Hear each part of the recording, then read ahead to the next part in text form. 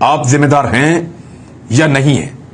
لوگ امپورٹڈ حکومت کو تسلیم کرنے سے انکار کر چکے ہیں اور لوگوں کا یہ جو رد عمل ہے یہ مثالی طرز کا ہے. اس سے پہلے کبھی ایسا نہیں ہوا. ملک میں تیزی سے پیدا ہوتی ہوئی بے یقینی اور غم و غصہ کیا پیغام دے رہا ہے؟ یہ جو کچھ بھی ہوا اس کے لیے آپ ذمہ دار ہیں یا نہیں؟ مگر اس ملک کی سالمیت اور حفاظت کے لیے ذمہ دار آپ ہی ہیں. یہ آپ کی ذمہ داری ہے. موجودہ حکمرانوں اور عوام میں ایک نفرت ہے.